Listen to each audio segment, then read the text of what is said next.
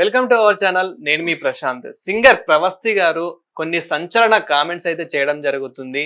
అసలు ఏం జరుగుతుంది మరి ఇండస్ట్రీలో? తనకు అసలు నిజానికి తనకి ఎలాంటి అన్యాయం జరిగింది? అదే విధంగా తనని తొక్కేశారు. తనని ఎంకరేజ్ చేయలేదు.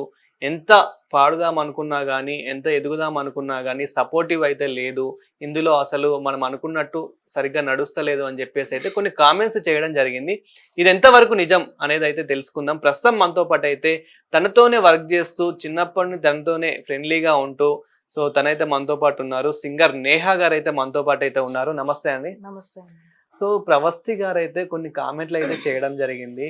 నాకు అసలు ఇందులో అన్యాయం జరిగింది, న్యాయం జరగలేదు. అదే విధంగా కొన్ని సాంగ్స్ పాడేటప్పుడు కూడా స్టేజ్ మీద అంటే కొంచెం ఎక్స్పోజింగ్ చేస్తేనే అందరు చూస్తా, నువ్వు కంపల్సరీ ఎక్స్పోజింగ్ చెయ్యాలి అంటే ఇలాంటివి కూడా కామెంట్స్ చేయడం జరిగింది. ముఖ్యంగా అదే విధంగా సునీత గారి మీద కూడా కామెంట్ చేయడం జరిగింది. నిజానికి అసలు ఏం జరిగింది అండ్ ఏం జరుగుతుంది ఇప్పుడు ప్రస్తుతం? సో నేను కూడా తనతో మాట్లాడాను, ఫోన్లో మాట్లాడాను. తను చెప్పడం అయితే వీడియో బయటలో ఏదైతే రిలీజ్ చేసిందో నాతో కూడా సేమ్ అట్లానే అన్నదన్నమాట. ఇట్లా చాలా ప్రాబ్లం అయింది, దానివల్ల నేను చాలా డిప్రెషన్లో వెళ్ళాను, నాకు అది చాలా ట్రామాటిక్ ఎక్స్పీరియన్స్ లాగా అనిపిస్తుంది, ఇంకా అసలు ఇండస్ట్రీ వదిలేసి వెళ్ళిపోవాలని ఫిక్స్ అయ్యే నేను ఇదంతా చేస్తున్నాను, బయట పెడుతున్నాను. వీళ్ళందరూ నాకు ఇట్లాగా అంటే ప్రాపర్గా లేకుండా నాకు ఇంజస్టిస్ జరిగింది అన్నట్టయితే తను చెప్తుందన్నమాట. అండ్ అదే షోలో వేరే కంటెస్టెంట్స్ పార్టిసిపేట్ చేసే వాళ్ళు ఉన్నారు కదా, వాళ్ళని కొంతమంది అడిగినప్పుడు వాళ్ళేమో మరి ఏమో అట్లా ఏం జరగలేదు కదా అని అంటున్నారు వాళ్ళు. ఇది తను చెప్పిన వాటిలో అన్ని ఏం జరగలేదు, కొన్ని జరిగి ఉండొచ్చు, బట్ మిగిలినవన్నీ ఏం జరగలేదు అని వేరే కంటెస్టెంట్స్ కూడా అన్నారనమాట నేను మాట్లాడినప్పుడు. ప్రజెంట్ ప్రవస్తి గారు మాట్లాడింది చాలా మంది అయితే చూసే ఉంటారు. నిజానికి తనకి ఏదైతే జరిగిందో మీకు అలా ఏమైనా జరిగిందా?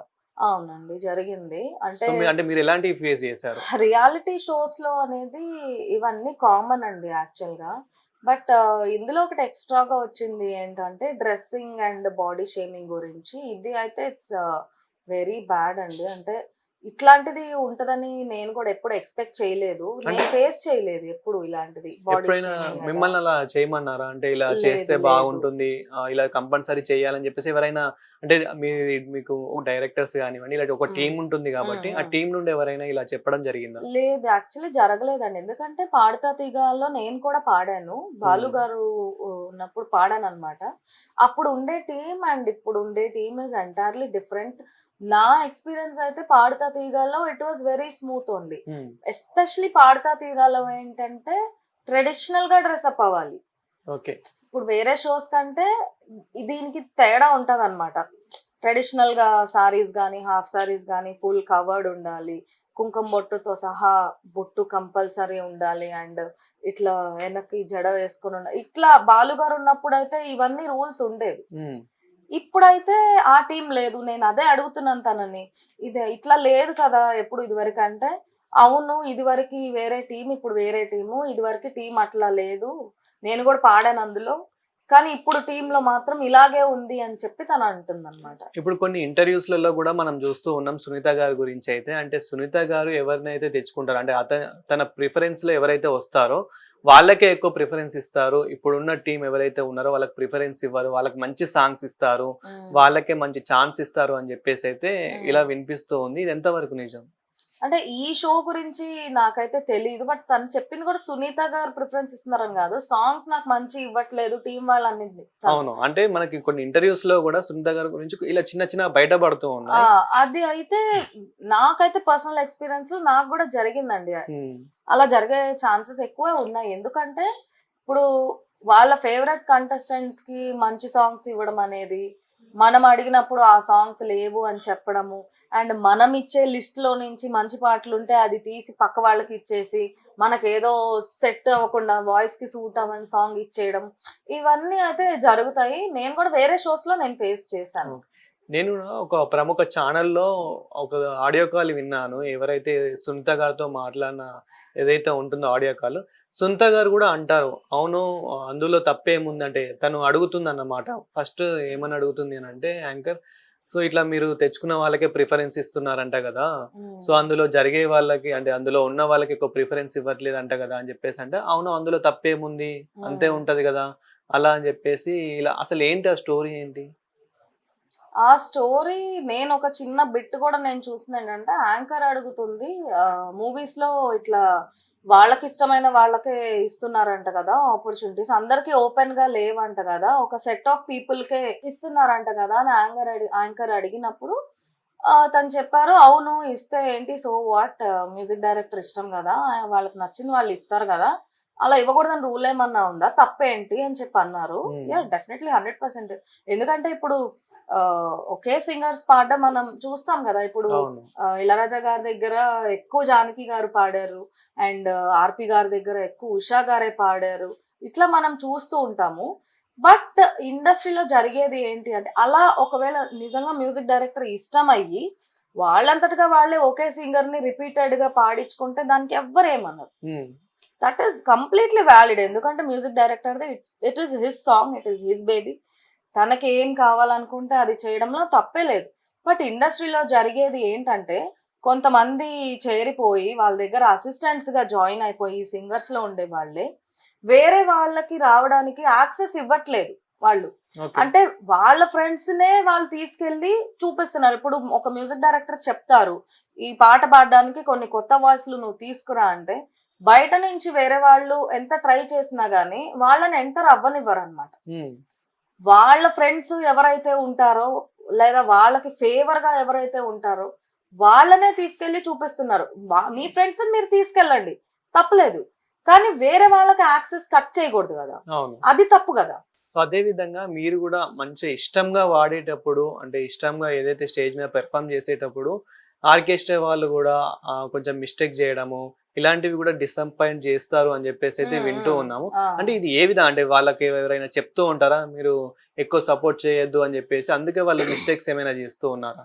సో ఆర్కెస్ట్రా వాళ్ళు అనేది మనం వాళ్ళని కంప్లీట్ గా ఏం అనలేమండి, ఎందుకంటే వీళ్ళు చెప్పినట్టు వాళ్ళు నడవాలి. నాకు ఇది ఎందుకు అంత క్లియర్ గా తెలుసు అంటే, ఒక పర్టికులర్ ప్రోగ్రామ్ లో ఏమైందంటే, ఒక ఎపిసోడ్ లో 2 ఎపిసోడ్స్ ఉన్నాయి. ఒక ఎపిసోడ్ లో నాకు మంచి కాంప్లిమెంట్స్ వచ్చాయి. యాక్చువల్లీ దానికి కూడా అప్పుడు చంద్రబోస్ గారు జడ్జ్ అనమాట, one of the judges Chandrabose garu. So నాకు మంచి కాంప్లిమెంట్స్ వచ్చాయి. అండ్ నెక్స్ట్ ఎపిసోడ్ కల్లా ఏం జరిగిందంటే, నేను ఫస్ట్ కంటెస్టెంట్ ఉండాల్సిన దాన్ని సడన్ గా లాస్ట్ కంటెస్టెంట్ లో వేసేసారు. సరే ఒక్కోసారి అలా చేంజెస్ జరుగుతుంటాయి, ఓకే, నో ప్రాబ్లం, అంతవరకు నో ప్రాబ్లం. అందరు పాడేశారు, మిగిలిన వాళ్ళందరూ పాడేశారు, ఇంకా నేను ఒక్కదాన్ని మిగిలాను. మిగిలినప్పుడు ఏం చేశారంటే, కీబోర్డ్ ప్లేయర్ ఏదైతే ఉన్నారో ఆయన సడన్ గా లెగిసి వెళ్ళిపోయారు. ఏంటి అంటే, మా వాళ్ళకి ఎవరికో యాక్సిడెంట్ అయింది, సో నేను అర్జెంట్ గా వెళ్ళిపోవాలని చెప్పేసి అంత షూటింగ్ అంత ఎపిసోడ్ వదిలేసి ఆయన వెళ్ళిపోయారు. వెళ్ళిపోతే అప్పుడు నేనేం చేయాలి, అక్కడ ఉండేది కీబోర్డ్ మెయిన్ కదా, దేనికైనా సరే keyboard is the main thing. Keyboard లేకుండా ఆ పాట నేను ఇంకా పాడాను. ఒక ఆయన వచ్చి నాకు కీబోర్డ్ వచ్చు అని చెప్పేసి రాంగ్ గా ప్లే చేశారు కీబోర్డ్ ముందు ఉండి. అప్పటికి కూడా నేను ఓకే, నాకు కుదిరినంత వరకు మాక్సిమం నేను నా బెస్ట్ పర్ఫార్మెన్స్ ఇచ్చాను. ఆ ఎపిసోడ్ లో నన్ను ఎలిమినేట్ చేశారు. ఆ తర్వాత నేను గ్రీన్ రూమ్ కి వెళ్ళి చూసినప్పుడు ఈ కీబోర్డ్ ప్లేయర్ ఎవరైతే ఉన్నారో అక్కడే కూర్చొని ఉన్నారు. అంటే ఇక్కడ ఎవరిదో అస్తం ఉంది అని అదంతా ప్లానింగ్ కదా. మేము అడిగాము, ఏంటి ఇక్కడే ఉన్నారేంటి, వెళ్ళాలన్నారు కదా, ఎందుకు వెళ్ళాలి, అవునండి ఇందాక యాక్సిడెంట్ అయిందని చెప్పేసి వచ్చింది కాల్, ఆ తర్వాత మళ్ళీ బానే ఉందని చెప్పారు, అందుకే ఇక్కడి నుంచి వెళ్ళడం ఎందుకని చెప్పేసి నేను వెళ్ళలేదు. అలాంటప్పుడు లోపలికి రావాలి కదా. సో ఇంట్రెస్ట్ లేకపోతే ఇంట్రెస్ట్ లేదు అని చెప్పాలి, కానీ ఇలా ఒకరికి యాక్సిడెంట్ అయింది అని చెప్పడం కూడా అసలు కరెక్ట్ కాదు. అంటే ఇప్పుడు ఒక కీబోర్డ్ ప్లేయర్ మనం కూడా అది ఆలోచించాలి, ఆయనకు మన మీద పర్సనల్ గ్రడ్జ్ ఉండదుగా, అవును, కావాలని చెయ్యరు కదా. వాళ్ళకి పైనుంచి అట్లా ఆర్డర్స్ వస్తేనే నువ్వు వెళ్ళిపో అని ఆర్డర్స్ వస్తేనే ఆ పర్సన్ వెళ్ళిపోయారు అక్కడి నుంచి. మ్యాక్స్ ఎక్కడ నుండి రావచ్చు, డైరెక్టర్ నుండి రావచ్చా, లేకపోతే ప్రొడ్యూసర్ నుంచి రావచ్చా, లేకపోతే ఇప్పుడు ఎవరైతే జడ్జెస్ ఉన్నారో ఆ జడ్జెస్ నుంచే రావచ్చా? మీకు తెలిసినంత వరకు టీమ్ లో చాలా మంది ఉంటారు కాబట్టి మెయిన్ క్యారెక్టర్స్, సో ఎక్కడి నుండి రావచ్చు అని మీరు అనుకుంటున్నారు? ఒక్కొక్కసారి ఒక్కొక్కలా జరుగుతుందండి. మాక్సిమం నాకు తెలిసి జడ్జెస్ నుంచి అయితే రాదు అనుకున్నా, 80% జడ్జెస్ నుంచి రాదు. బట్ ఒక్కోసారి జడ్జెస్ ఫేవరెట్ కంటెస్టెంట్స్ కూడా ఉంటారు, కాదని నేను అనను. ఒక్కో షోలో ఒక్కోలా జరుగుతుంది, ప్రతి షో ఒకేలా జరగదు. అండ్ ఇదంతా డైరెక్ట్ చేసే వాళ్ళు ఉంటారు కదా, ఆ డైరెక్టర్స్ ఎవరైతే ఉంటారో వాళ్ళ వల్ల ఎక్కువ జరుగుతూ ఉంటుంది అనమాట. కానీ జడ్జెస్ అంటేనే జడ్జెస్ ఆర్ ఈక్వల్ టు మనకు గురువు. అవును. గురువు అంటే అందరిని ఈక్వల్ గా చూడాలి. కానీ ప్రవస్తి కూడా ఒక కామెంట్ లో ఏమన్నది అంటే, నేను స్టేజ్ ఎక్కడంతోనే సునీత గారు కొంచెం ముఖం అదోలాగా పెట్టుకుంటారు, అసలు ఎప్పుడు చూసినా గానీ ఎంకరేజ్ చేయరు, ఏదో ఒక లోపం ఉందని చెప్తారు, అంటే నీ సాంగ్ లో ఏ మిస్టేక్ ఉంది ఆ మిస్టేక్ ఉందని చెప్తూ ఉంటారు. కావాలనే ప్రతిసారి ఎంత బాగా పాడినా కానీ మిగతా జడ్జెస్ ఎంకరేజ్ చేసినప్పటికీ కూడా సునీత గారు మాత్రం ఇలా చెప్తారు అని చెప్పడం జరిగింది. అంటే ఇలా టార్గెట్ చేసి ఇలా నిజంగానే చెప్తారు. టార్గెట్ చేసి డిమోటివేట్ చేయడం అనేది అయితే షోస్ లో జరుగుతుందండి. ఎందుకంటే అది కూడా నాకు జరిగింది. ఒక్కసారి ఇట్లాగానే ఎపిసోడ్ కి వెళ్లే ముందు ఇట్లాగా మిమ్మల్ని ఎలిమినేట్ చేసేస్తాము, ఇంకా మీరు ఓన్లీ ఫాస్ట్ బీట్స్ పాడే వాయిస్ నీది, నువ్వు వేరే పాటలు పాడడానికి పనికిరావు. సో నాది వచ్చేసి కొంచెం పవర్ఫుల్ వాయిస్ అన్నమాట. నేను fast beats, mass songs, folk songs ఇలాంటివి నా వాయిస్ లో చాలా బాగుంటాయి. ఇప్పుడు ఎవరికన్నా ఒక జానర్ అనేది ఉంటది కదా, వాళ్ళ వాయిస్ కి సెట్ అయ్యే సాంగ్స్. ఇప్పుడు చిత్ర గారిని వచ్చి ఐటమ్ సాంగ్ పాడమంటే ఆవిడ పాడతారు, 100% మ్యూజికల్లీ పర్ఫెక్ట్ గా పాడతారు, కానీ వినడానికి బాగుంటదా? ఎందుకంటే తన గొంతులో నుంచి అట్లా స్వీట్ సాంగ్స్ వినడానికి మనకి నచ్చుతుంది యాజ్ ఆడియన్స్. అట్లా నాది కూడా ఒక గొంతు, దానికి సెట్ అయ్యే సాంగ్స్ కొన్ని ఉన్నాయి. దాన్ని పట్టుకొని నన్ను ఇన్సల్ట్ చేశారు. మాస్ సాంగ్సే పాడతావు నువ్వు, వేరే సాంగ్స్ పాడడానికి నువ్వు పనికిరావు, అందుకని చెప్పి నిన్ను ఎలిమినేట్ లో ఈ ఎపిసోడ్ లో ఇప్పుడు ఎలిమినేట్ చేస్తాము అని చెప్పేసి చెప్పారు. జస్ట్ ఇంకో 5 minutes లో ఎపిసోడ్ స్టార్ట్ అవుతుంది అనగా ఇలా డిమోటివేటింగ్ గా మాట్లాడారు. ఏం జరిగింది, నేను ఏడుస్తూ ఉన్నాను. అప్పుడు ఐ వాజ్ వెరీ యంగ్. ఏడుస్తూ ఉన్నాను, ఆ ఏడుపు గొంతుతోనే పాట పాడాను, ఎలిమినేట్ అయిపోయాను. సునీత గారు కాకుండా ఇలా మిమ్మల్ని ఇంకెవరైనా టార్గెట్ చేయడం కానివ్వండి, ఇలా అంటే డిస్కరేజ్ చేయడం కానివ్వండి, సో ఇలా ఎవరైనా చేశారా మిమ్మల్ని? చేశారు. ఇప్పుడు అన్ని అదే కదా నేను చెప్తున్నాను. బట్ నాకు లక్కీగా ఏంటంటే డైరెక్ట్లీ జడ్జెస్ నన్ను ఎప్పుడు టార్గెట్ చేయలేదు. నన్ను ఎప్పుడు టార్గెట్ చేసిన వాళ్ళు ప్రోగ్రామ్ డైరెక్టర్స్ టార్గెట్ చేస్తున్నారు, కానీ ఇట్లా జడ్జెస్ డైరెక్ట్ టార్గెట్ అవ్వడం అనేది నేను లక్కీగా ఎక్స్పీరియన్స్ చేయలేదు. అదే విధంగా మీకు కూడా కొన్ని కాపీరైట్ ఇష్యూస్ ఉంటాయి కాబట్టి, అంటే మీకు కూడా కొన్ని గైడ్ లైన్స్ ఉంటాయి కాబట్టి, సో అసలు ఇది కూడా ఏ విధంగా ఉంటాయి, దాని గురించి కూడా సునీత గారు, ప్రవస్తి గారు దాని గురించి కూడా పోటాపోటీ పడుతున్నారు కాబట్టి, అసలు అదేంటి స్టోరీ ఏంటి? అది స్టోరీ ఏంటి అంటే, ప్రవస్తి ఏమంటుంది అంటే, నేను ఇచ్చిన సాంగ్స్ నాకు ఇవ్వలేదు అని అందుతాను. దానికి సునీత గారు ఏమన్నారు, కాపీరైట్స్ ఇష్యూ ఉంటుంది కదా, నీకు తెలిసిందే కదా, అది అంత మాత్రం తెలీదా, ఆ లిమిటేషన్స్ వల్ల ప్రోగ్రామ్ వాళ్ళు, ఛానల్ వాళ్ళు ఇవ్వలేదు అని సునీత గారు అన్నారు. దానికి ప్రవస్తి మళ్ళీ ఏమంటుందంటే, మీరు నాకు ఈ లేబుల్స్ ఇచ్చారు కదా, ఈ లేబుల్స్ లో ఉన్న సాంగ్సే నేను మీకు ఇచ్చాను, అయితే కూడా నాకు అది ఇవ్వలేదు, రిజెక్ట్ చేశారని తను అంటుంది. బట్ ఈ కాపీరైట్స్ ఇష్యూ ఉంటది అనేది మాత్రం నిజమే. ఎవ్రీ ఛానల్ కి ఒక సెట్ ఆఫ్ సాంగ్స్ వాళ్ళు కొనుక్కుంటారు అనమాట. సో వాళ్ళు ఆబ్వియస్లీ వాళ్ళు డబ్బులు పెట్టి కొనుక్కుంటారు కాబట్టి ఆ సాంగ్స్ ని వాళ్ళు రిపీటెడ్ గా వాడుతుంటారు.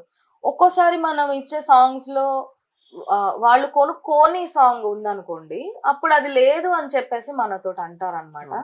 ఇదైతే జనరల్ గా జరుగుతూనే ఉంటుంది. బట్ తన అనేది ఏంటంటే, లేదు అని నాకు చెప్పారు కానీ పక్క కంటెస్టెంట్ కి ఇచ్చారంటుంది. So that is a different issue. Okay.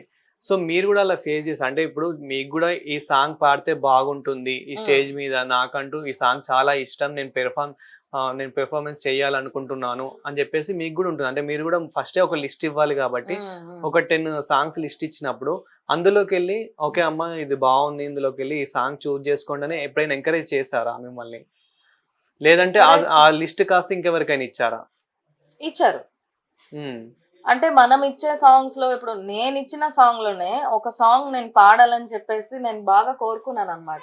నేను వాళ్ళతో రిక్వెస్ట్ కూడా చేశాను, ఛానల్ వాళ్ళతోటి, అదే మ్యూజిక్ సాంగ్స్ ఇచ్చే ఇన్ఛార్జ్ తోటి నేను చాలా రిక్వెస్ట్ కూడా చేశాను, నాకు ఈ సాంగ్ అంటే చాలా ఇష్టము, ఈ సాంగ్ నాకు పర్ఫామ్ చేయాలని ఉంది, ఇవ్వండి అంటే, ఇది లేదు ఇవ్వడం కుదరదు, ఈ రౌండ్ లో కాదులే, నెక్స్ట్ రౌండ్స్ లో ఇంకెప్పుడన్నా చూద్దాము, ఇప్పుడైతే ఇవ్వడం కుదరదు అని చెప్పేసి నాతో కరాఖండిగా చెప్పేసి, ఎపిసోడ్ దాకా వచ్చి రిహార్సల్స్ చూసినప్పుడు అదే సాంగ్ వేరే అమ్మాయికి ఇచ్చున్నారు.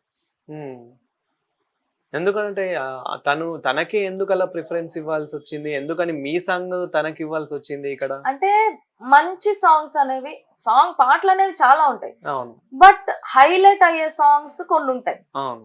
దానికోసం అందరు పోటీ పడుతుంటారు. ఉమ్, ఇలా రియాలిటీ షోస్ లో ఏంటంటే ఆ ఒక్క దానికోసం అందరు పోటీ పడుతుంటారు. అది ఏంటంటే వాళ్ళకి ఇష్టమైన వాళ్ళకి ఇస్తారు, వాళ్ళు ఎవరైతే హైలైట్ చేయాలనుకుంటున్నారో వాళ్ళకి ఇస్తారు. సో నేహా గారు, మనం నార్మల్ గా మూవీస్ లో అయితే చూస్తూ ఉంటాం, ఒక హీరోయిన్ అనే వ్యక్తి 100% ఎక్స్పోజింగ్ చేస్తేనే తనకు నెక్స్ట్ ఛాన్స్ అనేది ఇంకా చాలా ఛాన్సెస్ వస్తూ ఉంటాయి. అదే విధంగా ఇప్పుడు ఇందులో కూడా బాడీ ఎక్స్పోజింగ్ అనేది ఏంటి, ఎందుకని ఈ వర్డ్ అనేది ఎందుకు వచ్చింది అసలు? ఎందుకంటే సింగర్స్ లో మనం ఇప్పటికీ అలా బాడీ ఎక్స్పోజింగ్ ఇలా అయితే అవును అవును ముఖ్యంగా మన తెలుగు రాష్ట్రాలు అస్సలు చూడలేదు. అవును చూడలేదు సో అసలు చూడలేదు. ఏంటి ఇది? అది అవును ఇట్లానే జరిగింది అని చెప్పేసి ప్రవస్తి కూడా నాకు చెప్తుంది. ఉమ్, తను నాకు కూడా ఇది ఫస్ట్ టైం జరిగిందని తను కూడా అంటుంది. సో ఈ ఇష్యూ అయితే మాకు కూడా మిగిలిన వాళ్ళు కూడా ఎవరు వాళ్ళ నోటీస్ లో కూడా రాలేదు, ఎందుకంటే మాకెప్పుడు ఇట్లా జరగలేదు అనమాట. ఉమ్. బట్ తన బ్యాడ్ లక్ తనకి ఎందుకు జరిగిందా అని అదే బాధగా ఓ. అనిపిస్తుంది.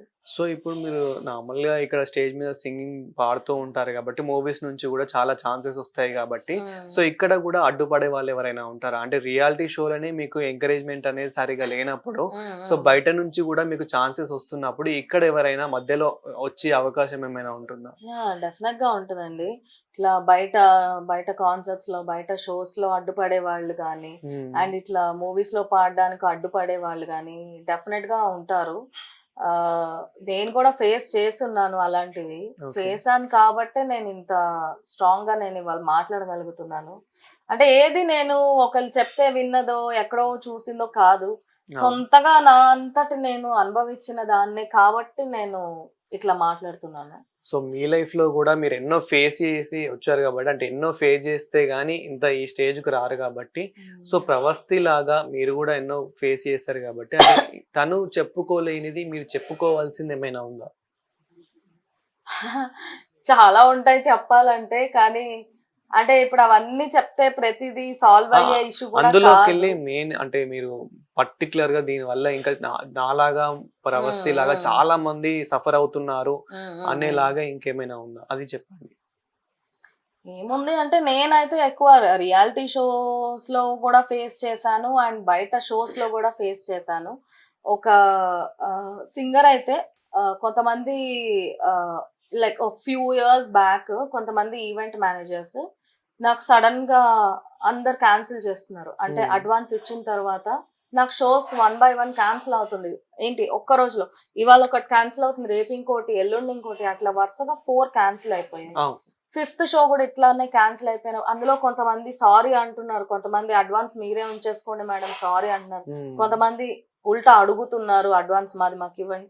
5th పర్సన్ ని మేము అడిగాము, ఎందుకు 4 రోజుల నుంచి ఇట్లానే జరుగుతుంది, అసలు ప్రాబ్లం ఏంటి, ఏమన్నా అయ్యిందా, ఏమన్నా ఉంటే మాకు చెప్పండి మేము రెక్టిఫై చేసుకుంటామంటే, ఇట్లా మీరు వాళ్ళతో చెప్పము అని అంటే మేము చెప్తామండి, ఇట్లా శ్రీకృష్ణ గారు ఉన్నారు కదా ఆయన మాకు అందరికి చెప్తున్నారు, ఒకవేళ నేహా గనక పాడితే నేహాని మీరు పాడించుకోవాలనుకుంటే నేను నా ఫ్రెండ్స్ మా టీం అందరూ ఎవరైతే ఉన్నామో వాళ్ళందరూ మీకు పాడరు, ఉమ్, మీకు ఆ అమ్మాయి కావాలా మేమందరం కావాలా డిసైడ్ చేసుకోండి, మీరు ఆ ఓకే. అమ్మాయితోనే పాడించుకోవాలి అనుకుంటే మేమందరం బాయ్ కట్ చేస్తాము, ఉమ్, ఇట్లా అంటున్నారండి.